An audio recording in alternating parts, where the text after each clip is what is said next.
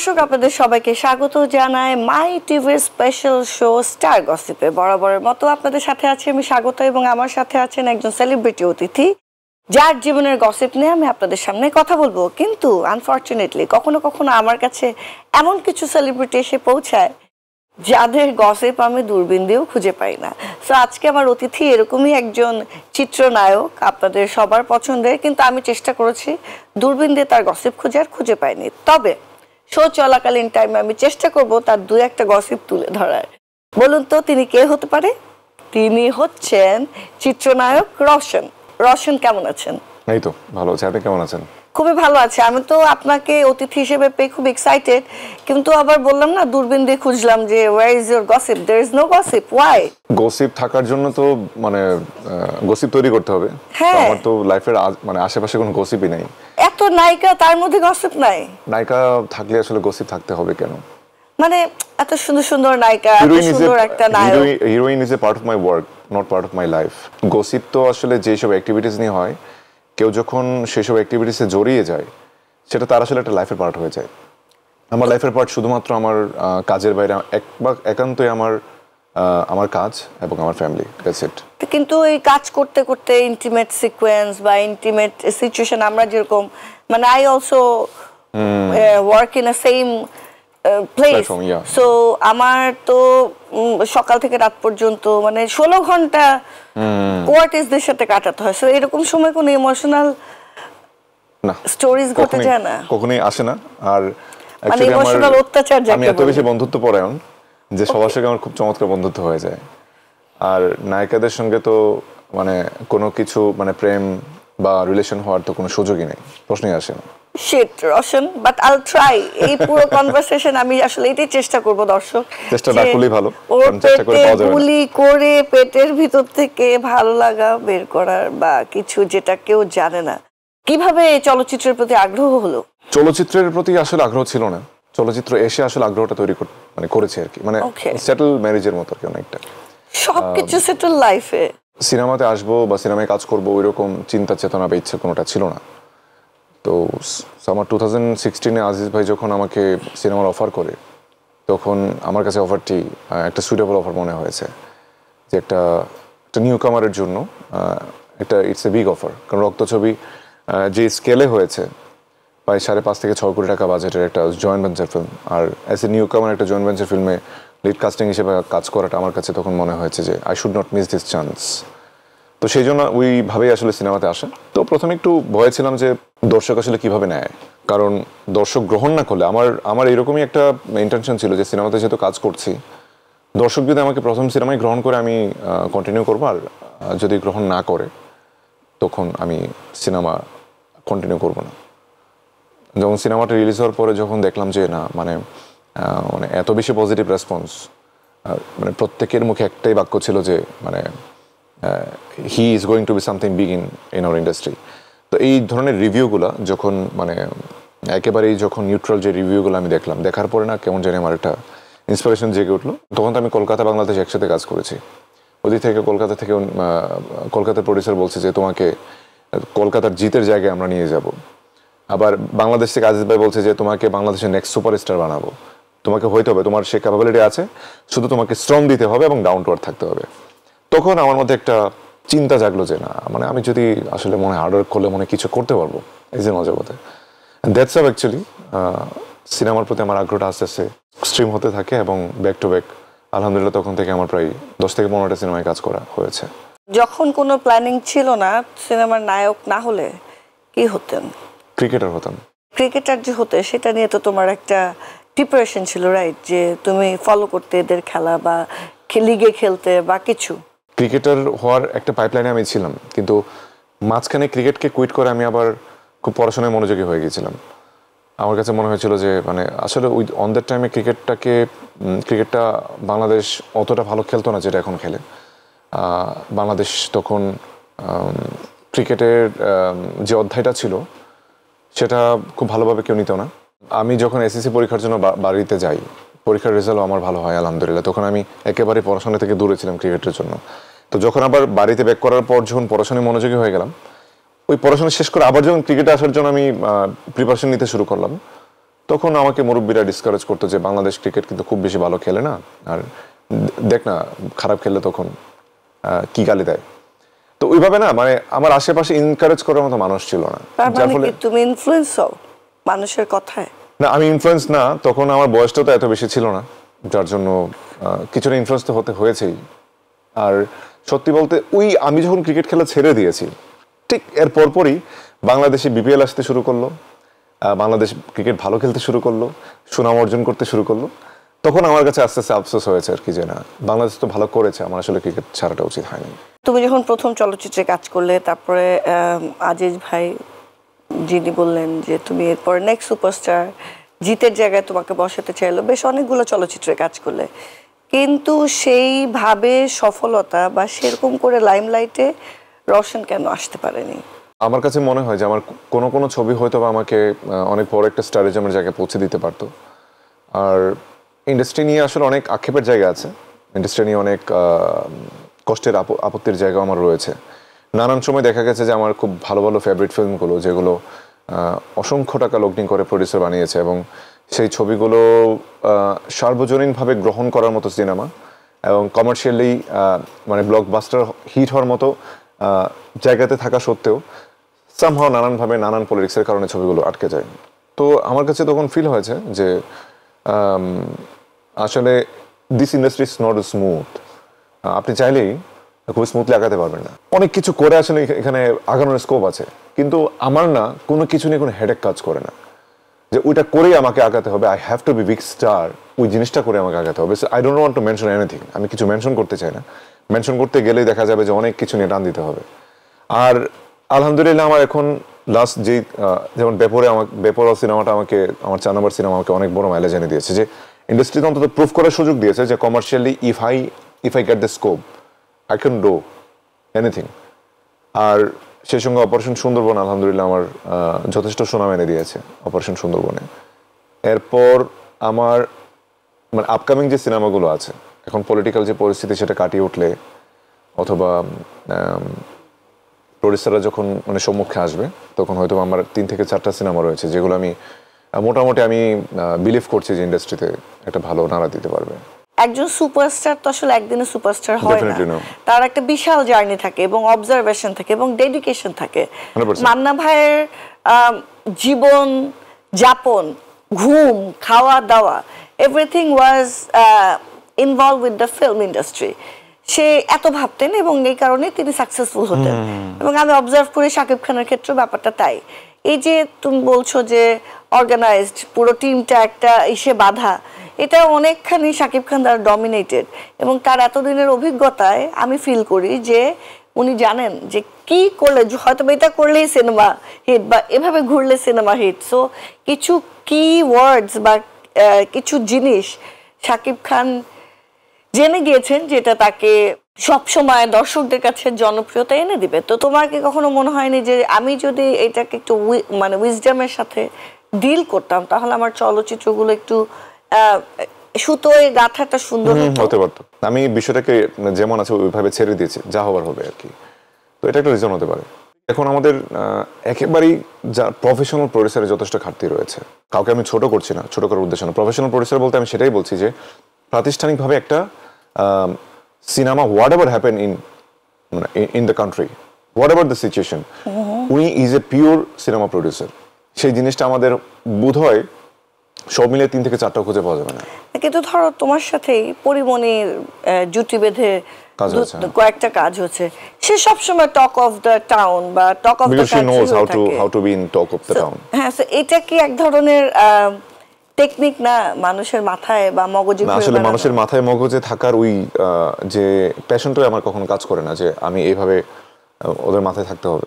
কিভাবে করে মাথায় থাকতে হবে? What's your passion? আমার কথা হচ্ছে আমার সিনেমা যখন আসবে আমি আমার সিনেমার প্রতি ফোকাস থাকে। আমি চেষ্টা করি সিনেমাটাই ভালো মানে বেস্টটা দিয়ে কাজ করার জন্য। এখন আলটিমেটলি ঝামেলা হয়ে যায় যে প্রমোশনটা আসলে আপ টু দ্য মার্ক হয় না, সিনেমাগুলো আসলে দর্শকের কাছে ঠিক মতো পৌঁছাতে পারে না। This are the reason. আচ্ছা, আমার কাছে এখনো ফিল হয় যে আমাকে এখনো প্রপারলি মানে ইউটিলাইজ বেপরোয়া সুন্দরবন সিনেমার পর এখনো পর্যন্ত ইউটিলাইজ আমি হতে পারছি। এই বিষয়টার আক্ষেপ আমার এখনো রয়ে গেছে। আমার কাছে মনে হয় যে আমি আরো কিছু দিতে পারবো, যেটা এখন আমার কাছে কেউ বের করে নিতে পারছে না বা বের করার ইচ্ছাটা এখনো পোষণ করছে না। চলচ্চিত্রের মধ্যে ফাইট থাকে, গান থাকে, অভিনয়ের পার্ট থাকে, so which part you enjoy the most? আমার গানের পারফরমেন্স ভালো লাগে, রোমান্টিক হোক সেটা নাচের গান হোক, দুটোই পারফরমেন্সই ভালো লাগে আমার। যেমন রিসেন্টলি আমার দিল দিওয়ানা গানটা ভীষণ রকমের হিট করেছে।